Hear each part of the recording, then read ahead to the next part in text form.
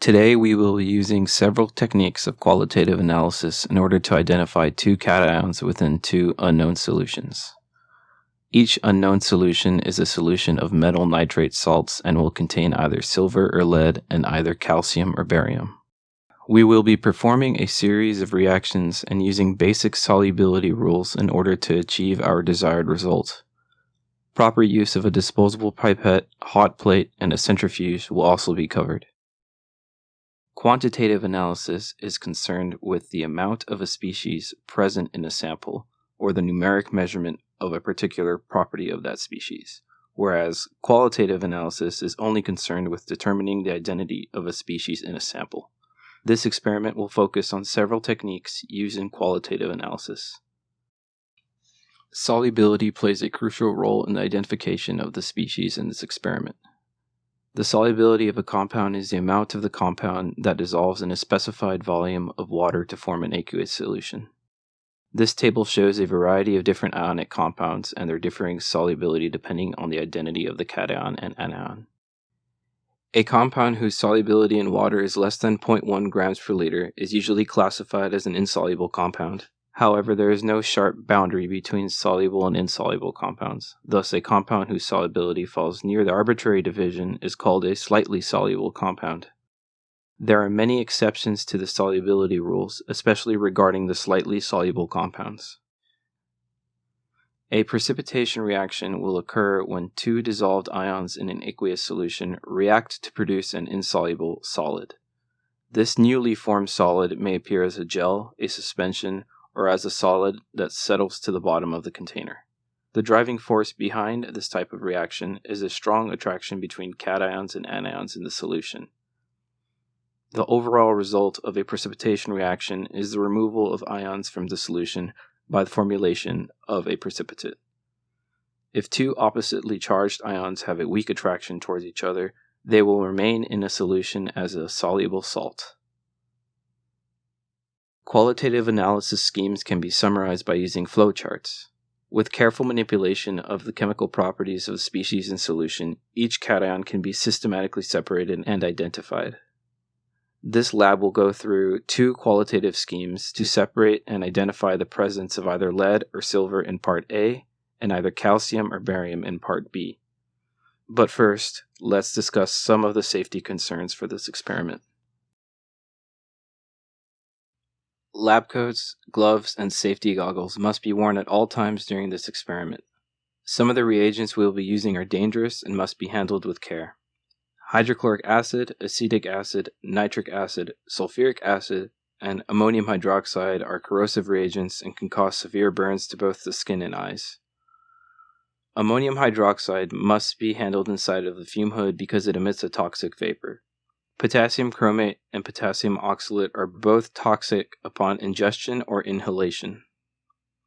We will be heating glass beakers along with test tubes in this experiment, so be sure to exercise caution when handling hot glass by the use of tongs and insulated oven mitts when necessary. We'll start by preparing a boiling water bath which we will use throughout the experiment. To do this, we'll fill a 250 milliliter beaker with water up to the 150 milliliter mark and heat it on a hot plate. Now, using a disposable pipette, we'll transfer 5 milliliters of unknown sample into a clean test tube, labeled as Part A, and record your unknown number in your logbook. Keep the pipette pointing down while doing this.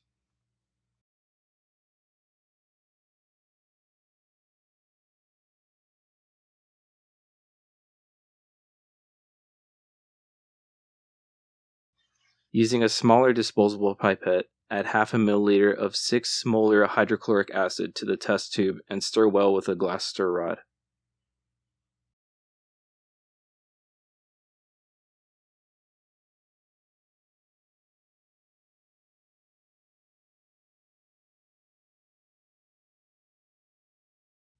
Centrifuge the tube for 90 seconds. To properly set up the centrifuge, use a blank test tube filled with water and set it on the opposite side of the Part A test tube. Opposing test tube volumes must be similar. If the centrifuge is unbalanced, it could be permanently damaged or it can damage the test tube. Wait for it to stop completely before removing the test tubes. You can see a precipitate at the bottom of this test tube. Now decant the liquid into a clean test tube. We'll use a pipette to remove excess liquid from the test tube.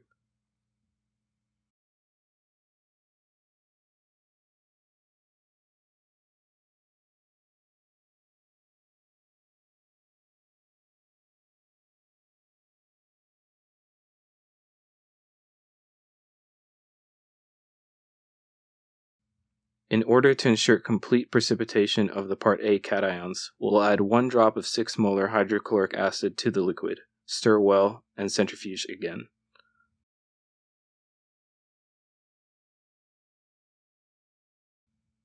Now, decant the liquid, which will still contain ions for part B, into a clean test tube. Label this test tube as part B. We'll now dispose of the unlabeled test tube. Wash the precipitate in the part A test tube with 2 milliliters of deionized water and 3 drops of 6 molar hydrochloric acid and stir well.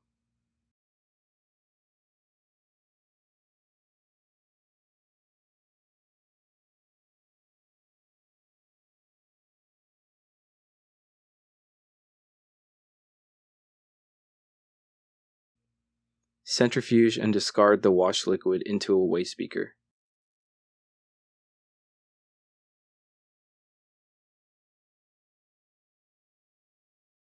Now we will wash the precipitate a second time with 2 milliliters of deionized water and 3 drops of 6 molar hydrochloric acid, and once again centrifuge and discard the wash.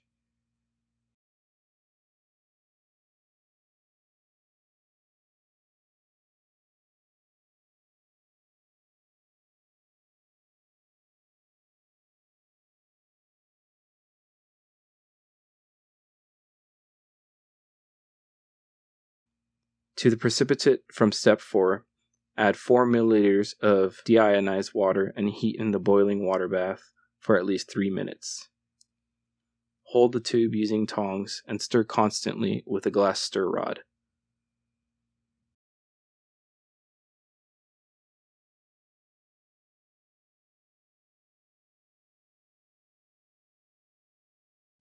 Cool until warm to touch, then centrifuge and decant the liquid, which may contain lead, into a clean test tube labeled Step 6.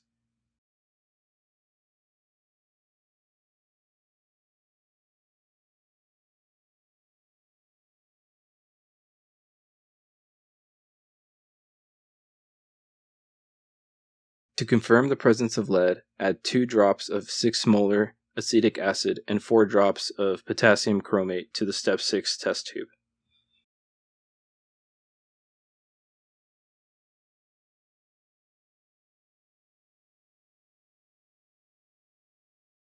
The formation of a yellow precipitate of lead chromate confirms the presence of lead.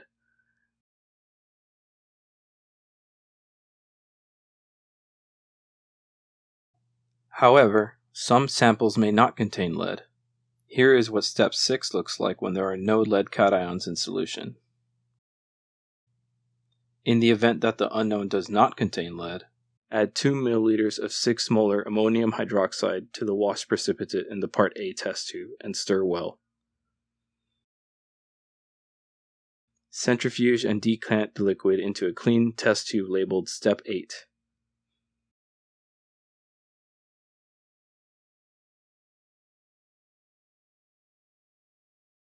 To confirm the presence of silver, we'll add 3 milliliters of 6 molar nitric acid to the Step 8 liquid until the solution is acidic.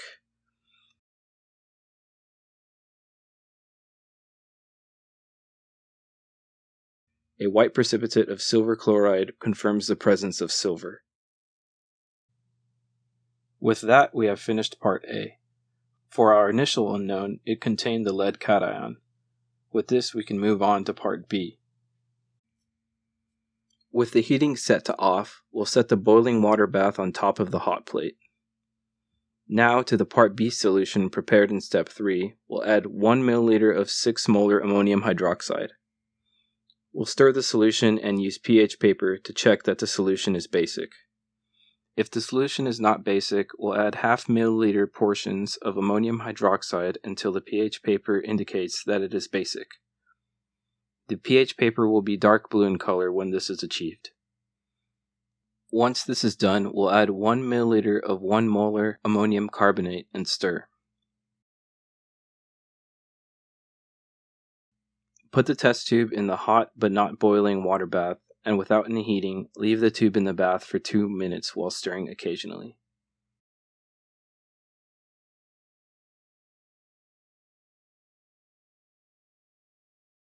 Once it is cool and warm enough to touch, centrifuge the tube and discard the liquid. Now we'll wash the precipitate, which may contain barium carbonate or calcium carbonate, with 2 milliliters deionized water.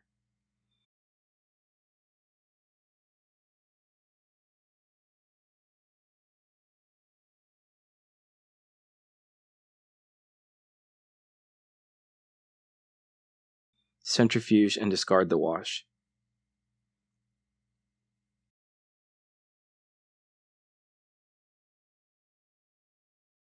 We can now add half a milliliter of 6 molar acetic acid to the precipitate from step 10 and stir constantly to fully dissolve the solid. This may take a few minutes. Then we'll add 1 milliliter of deionized water and stir. If the solution is still cloudy at least 2 minutes after adding water, we'll centrifuge and decant the liquid into a clean test tube and discard the precipitate. Now we'll add 2 drops of 6 molar ammonium hydroxide to the clear liquid and mix.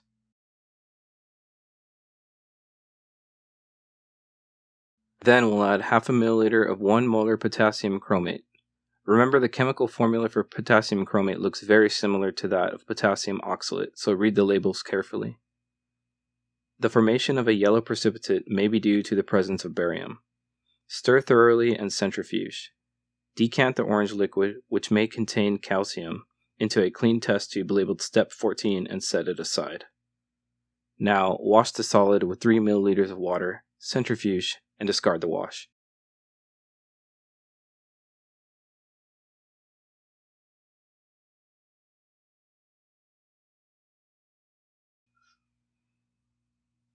To confirm the presence of barium, we'll dissolve the precipitate from step 12 in half a milliliter of 6 molar hydrochloric acid and stir constantly for at least 1 minute.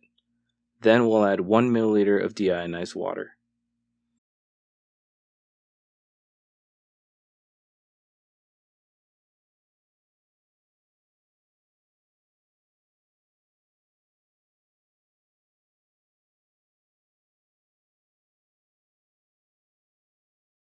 Now we'll centrifuge and decant the liquid into a clean test tube and discard the solid.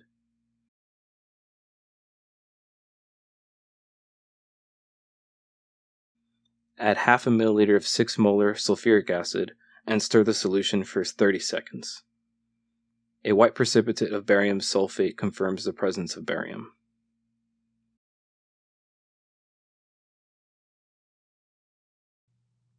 This unknown sample did contain barium. However, we still need to confirm that the sample does not contain any calcium. To test this, we will add 6 molar ammonium hydroxide to the orange liquid in the step 14 test tube until it becomes basic.